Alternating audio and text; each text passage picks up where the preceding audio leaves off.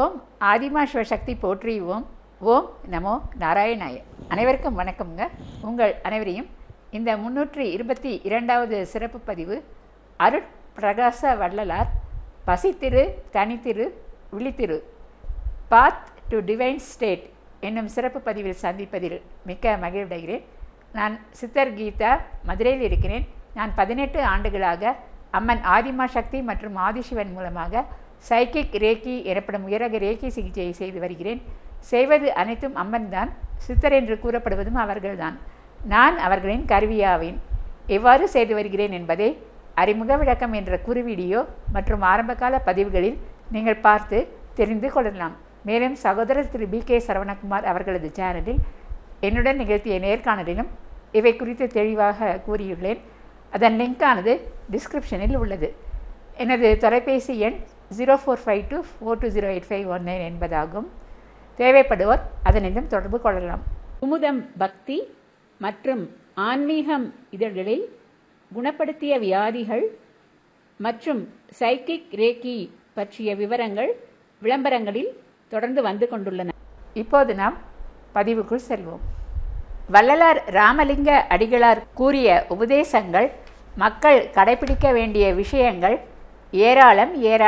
அவற்றுள் மிக முக்கியமான சொற்றொடர் அவர் வாழ்நாளின் பிற்காலத்தில் நிர்மாணித்த சத்திய தர்மசாலை கிபி 1867 மற்றும் சத்திய ஞான சபை கிபி 1872 சமயங்களில் கூறப்பட்ட பசித்திரு தனித்திரு விழித்திரு என்பதாகும்.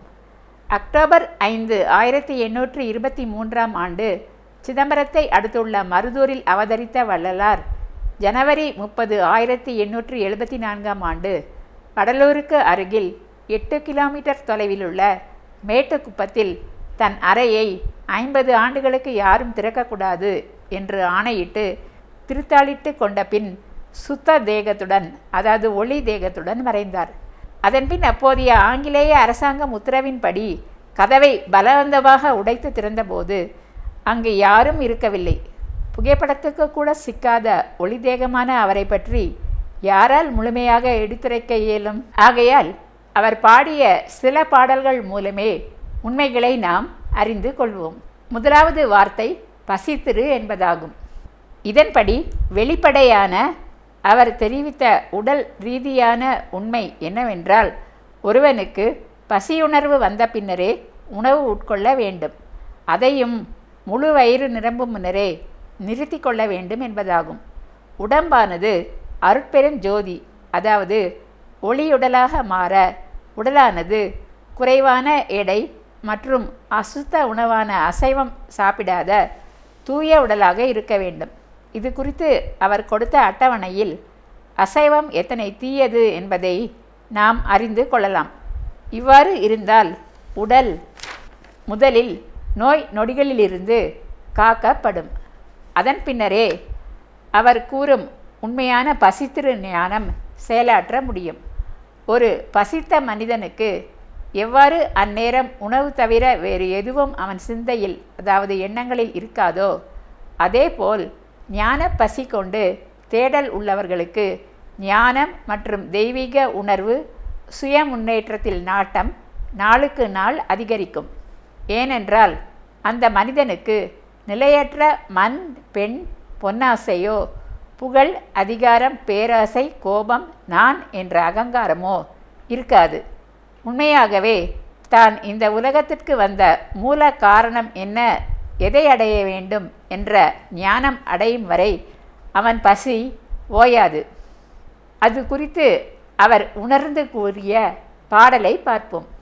இங்கு புலால் உண்பவர்கள் நுழைவதை தவிர்க்கவும் என்று எழுதப்பட்டு தற்சமயம் வடலூரில் உள்ள அணையா அடுப்பு மூலம் நூற்றாண்டுகளாக வருவோருக்கு பசியாற்றும் சத்திய தர்மசாலைக்கு அருகேயுள்ள சமரச சன்மார்க்க சங்க கட்டிடத்தில் எழுதப்பெற்றுள்ளவையே நாம் காண போதுமானவைகள் ஆகும்.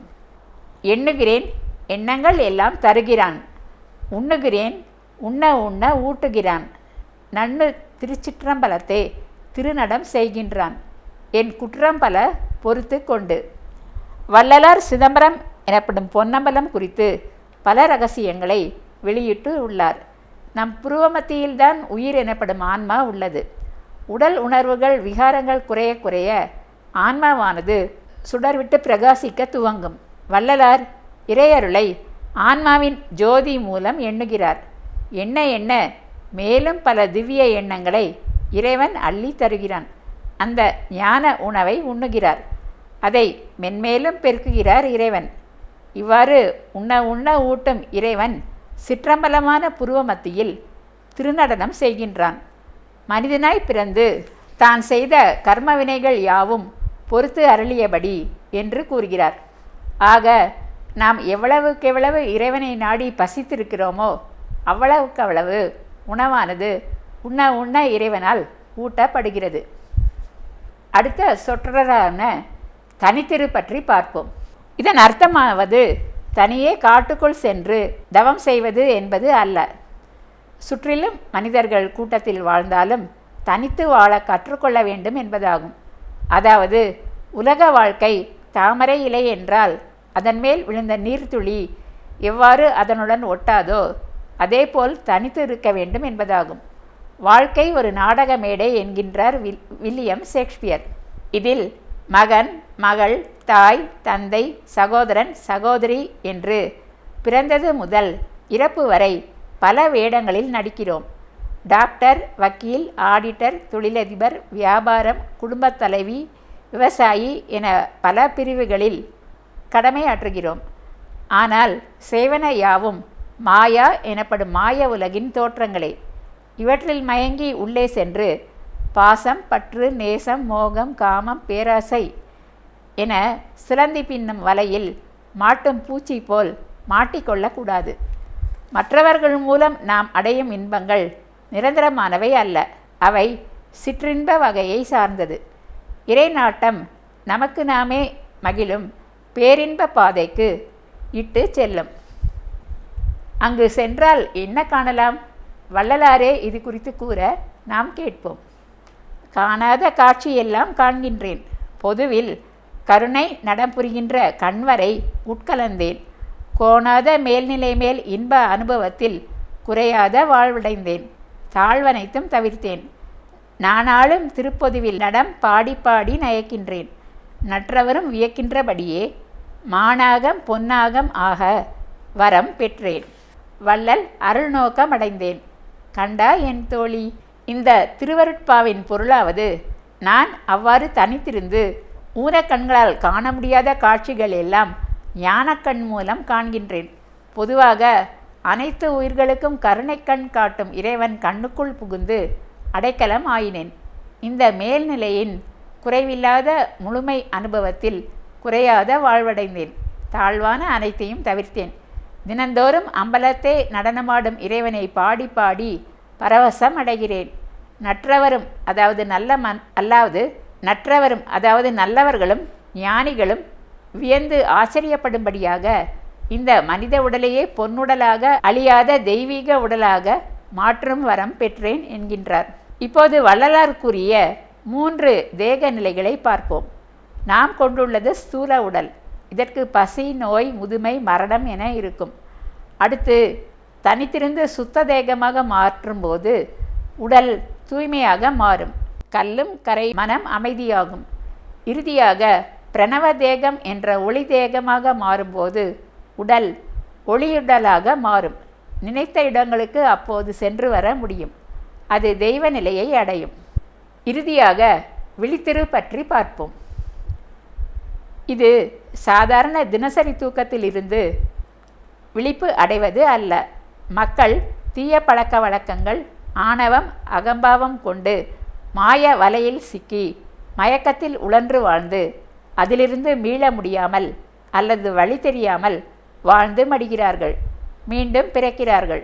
அவ்வாறே வாழ்ந்து இறக்கிறார்கள். இது சங்கிலி தொடர் போல் சென்று கொண்டே இருக்கிறது. இந்த மாய உறக்கத்திலிருந்து மீண்டு விழிப்புணர்வு அடை என்று கூறுகிறார் வள்ளலார். சாதி சமயங்களிலே வீதி பல வகுத்த சாத்திர குப்பைகள் எல்லாம் பாத்திரம் அன்றெனவே ஆதியில் என் உளத்திருந்தே அறிவித்தபடியே அன்பால் இன்று உண்மை நிலை அறிவிக்க அறிந்தேன். ஓதி உணர்ந்தோர் புகழும் சமரச சன்மார்க்கம் உற்றேன். சிற்சபை காண பெற்றேன். மெய்ப்பொருளாம் ஜோதி நடத்தரசை என்றன் உயிர்க்குயிராம் பதியை சுத்த சைவ நிறைவை உள்ளே பெற்று மகிழ்ந்தேனே என்று பாடுகிறார். வள்ளலார் தானறிந்த இன்பம் பெற மக்களுக்கு உருவாக்கிய சமரச சன்மார்க்க சபை விதிகளில் மூன்றாவதாக வரும் விதி சமத்துவம், ஈக்குவாலிட்டி ஆகும். சாதி, சமயம், ஜாதி என மனிதனுக்கு எந்தவித வேறுபாடும் இல்லை. அனைவருக்கும் உள்ளது ஒரே தன்மையான உயிர் அல்லது ஆன்மா மட்டுமே. ஆக அனைவரும் சமமே. இதையே இப்பாடலில் சாதி, சமயம், சாஸ்திரம் எல்லாம் வெறும் குப்பைகள் என்று ஆதித்தலைவன் என் உள்ளத்தில் அறிவித்தார். அவரது அன்பால் இன்று உண்மை நிலை அறிய பெற்றேன். இதை உணர்ந்து ஓதுவோர் புகழும் சமரச சன்மார்க்கம் ஞானம் அடைந்தேன் என்கிறார். இதன் முதல் விதியாவது ஜீவகாருண்யம் ஆகும். பசித்தவர்களுக்கு உணவு, பிற உயிர்களை கொல்லாமை, இணையற்ற தெய்வீக அன்பு. ஆகையால்தான் வாடிய பயிரை கண்டபோது எல்லாம் அவர் வாடினார். இரண்டாவது அஹிம்சை, நான் வயலன்ஸ். மாமிசம் சாப்பிடக்கூடாது. எந்த உயிருக்கும் பிற மனிதருக்கும் துன்பம் தரக்கூடாது. மூன்றாவது சமத்துவம் குறித்து ஏற்கனவே நாம் பார்த்தோம். அடுத்து ஒளி வழிபாடு, உருவ வழிபாடு தவிர்த்தல்.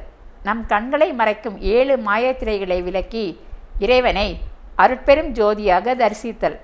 வடலூரில் இன்னும் தைப்பூசம் சமயங்களில் இவ்விழா சிறப்பாக கொண்டாடப்படுகிறது. அடுத்து உள்ள தூய்மை, காமம், கோபம், பற்று, பேராசை, அகங்காரம், பொய், களவு, வஞ்சம் நீக்கி உள்ள தூய்மையுடன் வாழ்தல். வள்ளலாருக்கு வற்புறுத்தி திருமணம் செய்விக்கப்பட்டாலும் அவர் இல்லற வாழ்வை முற்றும் துறந்தவர் என்பது பலருக்கும் தெரிந்த உண்மையாகும். காமமே மனிதனின் முதல் எதிரியாகும். அடுத்து தனிமை, தியானம், அமைதி காத்தல். ஏழாவதாக ஆடம்பரமற்ற வாழ்வு, சைவ உணவு. இறுதியாக இறை உணர்வு. அது வெளியே கோவில் குளங்களில் தேடுவதால் கிடைக்காது. தன்னுள் தேடினால் இறைவனே ஜோதியாக நம்முள் நடனம் இடுவான். அதை கண்டு பேரானந்தம் அடையலாம். அதே அவர் சிற்சபை காண பெற்றேன் என்கிறார். ஜோதியான நடனமாடும் அரசனை, என் உயிர்க்குயிரான பதியை, அதாவது கணவனாகிய இறைவனை என்னுள்ளே பெற்று மகிழ்ந்தேனே என்கிறார். இதுவே ஞானத்தின் உச்சநிலை ஆகும். அனைத்துலக மக்களுக்கும் அழைப்பும் விடுக்கிறார். புனைந்துரையேன், பொய் புகழேன், சத்தியம் சொல்கின்றேன். பொற்சபையில் சிற்சபையில் புகும் தருணம் இதுவே. நான் கட்டுக்கதை கூறவில்லை, பொய் கூறவில்லை, சத்தியமாக கூறுகின்றேன். பொற்சபையாம் சிற்சபையில் புகுந்து தியானிக்க துவங்கும் காலம் இதுவே என்று நமக்கு கூறுகிறார். அவர் ஏற்கனவே அடைந்ததை அனைவரும் அடைந்து மகிழுங்கள் என்று அறைகூவல் விடுகிறார். ஆனால் கடைவிரித்தேன் கொள்வாரில்லை என்று மனம் வருந்தி அவ்வாறு யாரும் முன்வராததால் மேட்டுக்குப்பத்தில் திருத்தாளிட்டு கொண்டு நமது பார்வையிலிருந்து மறைந்தார். ஆனால் அவர் ஒளியுடலில் திவ்ய தரிசனமாக பலருக்கும் இன்று காட்சி அருளுகிறார், அழைப்பு விடுக்கிறார். அவர் உடலளவில் கண் பார்வையிலிருந்து மறைந்து 152 ஆண்டுகள் ஆனாலும் சத்திய சன்மார்க்க சங்கம் மறையாது. ஏனென்றால் அது சத்தியமானது, நித்தியமானது. அருட்பெரும் ஜோதி, அருட்பெரும் ஜோதி, தனிப்பெரும் கருணை, அருட்பெரும் ஜோதி.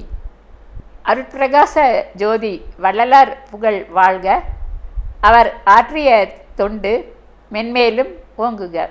இப்பதிவை இத்துடன் நாம் நிறைவு செய்து கொள்வோம். சப்ஸ்கிரைப் செய்யாதவர்கள் அவசியம் செய்யுமாறு கேட்டுக்கொள்கிறேன். மேலும் கேஸ் விஷயமாக என்னை சந்திக்க விரும்புவர்கள் கீழே வரும் தொலைபேசி எண் 0452420851 என்ற தொலைபேசி எண்ணில் தொடர்பு கொள்ளுமாறு கேட்டுக்கொள்கிறேன். லைக்கும் போட்டு உற்சாகப்படுத்தலாம். கமெண்ட்ஸிலும் தங்கள் கருத்தினை தெரிவிக்கலாம். இதுவரை பொறுமையாக பார்த்த உங்கள் அனைவருக்கும் எனது மனமார்ந்த நன்றிகள். வணக்கம்.